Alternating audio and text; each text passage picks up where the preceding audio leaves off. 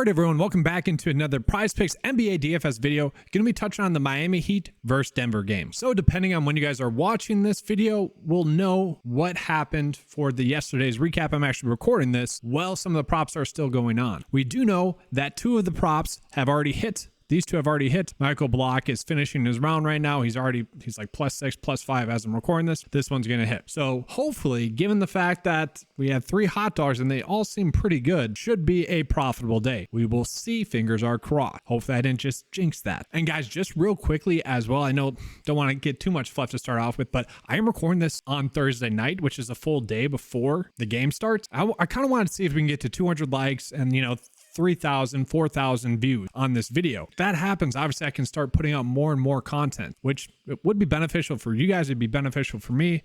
That's the tough part about YouTube, is that you can't just put out a bunch of content. That's just not how it works. People have got to respond to it. And actually, if you put out too much content, it doesn't work. So this is a way to help the video out. And yes, I'm recording this right before the hot dogs go live. So what I find crazy is that we have seen the spread go from 8.5 now down to 3.5. The previous game it was 2.5, but we have also seen the game total continue to drop a lot. It's already at 210.5, which is kind of strange given the fact that it really started out, I think it was like 217. That's a lot of points that are being dropped off by game 4 here.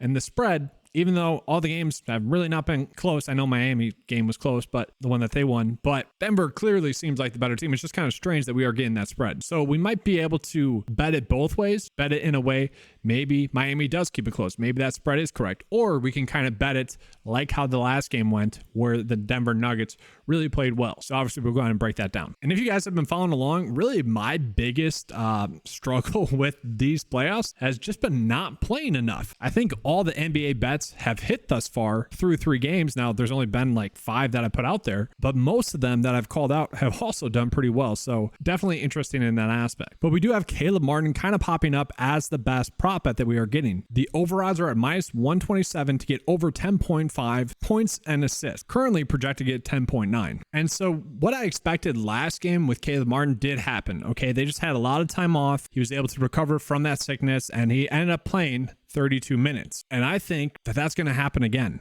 I literally just think he didn't get minutes the previous 2 games because he was sick, and because he was sick, he wasn't playing well. Okay, that was kind of a guess in game 3, but it did work out. So now I'm going to assume that he is good to go just based on the fact that he did play 32 minutes, and he kind of got into a little bit of foul trouble there. Now, it's not like he played overly well either. Now, Gabe Vincent didn't play well.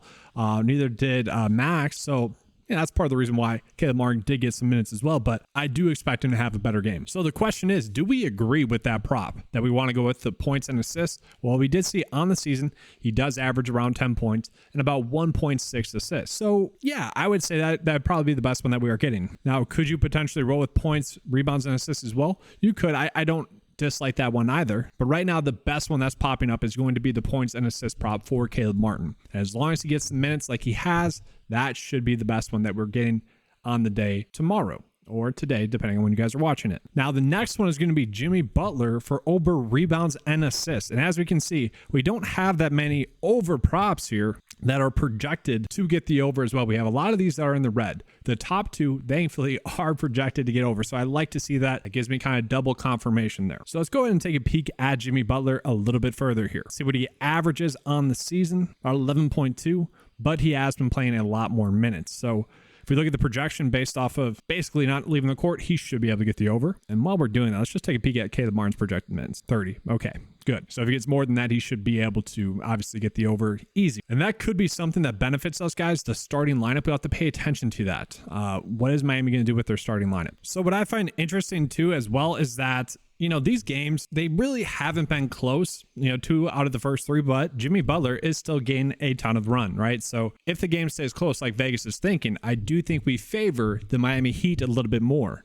Because it does seem like they're not being valued as much as they should be. So looking at the prop, 12.5 for rebounds and assists. The question is that too much? We can see throughout the playoffs, it really hasn't been too much. He's kind of easily been able to get that over quite a bit, or at least close to it. I think the assumption is that Jimmy Butler is going to play better this game than he has in the previous games. Denver has kind of played Jimmy Butler the way I would have expected.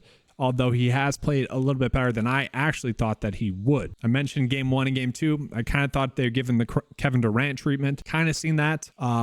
But the question is, will he be continuing to force up those shot attempts? I think part of the reason why he struggled assist-wise was just Miami did not shoot the basketball well. So I always kind of talk about this as well. It's that teams coming in off of a poor night shooting, you typically expect them to shoot better the next night. Now, the issue with Miami is that they have been playing well above their means throughout this whole playoff. So we could just finally be seeing that catch up to them. It's tough to say in these really tiny, small sample sizes. But that being said, I do think there should be more assist opportunities out there. And obviously, lowest rebounds he's had in quite a while. Expect that to get cleared up as well. So I could see why this is being favored. But the issue that I've had with kind of the playoffs, these single game stuff, is that nothing is ever, I never like to use the lock word, but nothing ever is like truly stand out. Now, we have gotten some really strong EV bets. We're not exactly getting that for this game. Let's go ahead and look at some under bets that are out there. Nothing too crazy. If you guys want to roll with those, you can. Let's go ahead and look at directly the PrizePicks cheat sheet. I'm going to sort it by NBA. For what it's worth, man, these better hit. We have a lot of great MLB props as I'm recording this video. But let's go ahead and sort it by NBA. And really what I want to see is this. Where are we getting the biggest prop line difference? So right off the bat, we'll see. And this is crazy. So Underdog has bumped this up to 31.5. Jokic for over 30.5 points as I'm recording this is a really strong one. And obviously he has been playing pretty well against the Heat thus far. Is that going to continue? I mean, minus 155. That's a 54% chance for that one to hit. I mean, we kind of just need to take that. That's really good EV betting right there. That's crazy though. And if you guys are like, no, the Heat are winning this game, Denver is going to have a slower game, then obviously you'd want to bet the under on Underdog. And I got that right that time. I always I hate Underdog's name when talking about over and unders. It's just in your head when I'm doing the videos and whatnot. I get that messed up occasionally. But that's looking like a pretty good prop. Now let's just go ahead and sort it by the PrizePicks minus Underdog difference. See if we're getting any other ones. So Caleb Martin, points, rebounds, and assists. Okay. So if you, I don't mind this. So on Underdog, we do have this Jimmy Butler free square that's out there. And I don't hate the idea of using maybe a tiny stack there, because obviously you'd have to run it back with another prop somewhere. Could do that. And once again, that's just assuming those minutes are there, and thus he should be able to get closer to his projection, which is 16.54 points, rebounds, and assists. We also have Bruce Brown for points. The average sportsbook line is basically ruling that as a push at about 9.7 on average. PrizePicks has bumped that up to 10. Underdog has the line currently set at 9.5.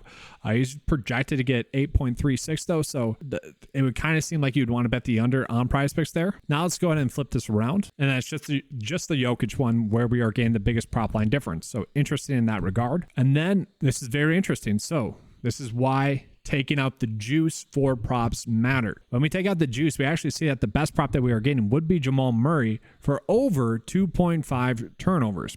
About 53%. And it's the fact that we're only getting one bet that has a 53% chance to hit. That's the difficult part. So very interesting there. And then just real quickly, I know one of the biggest edges that we have is typically looking at fantasy score, and especially the difference between PrizePicks and Underdog. As I'm recording this, we don't have any Underdog props just yet. But what we do see is that looking at the average Vegas line, it's all suggesting that the unders are kind of the way to go. So if we pull in what the fantasy score would be based off of the average Vegas line, it's actually suggesting that it should be the unders. And it is just crazy how well Jamal Murray has been playing. If you think that game stays close, if you think the Heat finally win one and win one in a good, convincing fashion, then you would want to bet the under there for Jamal Murray.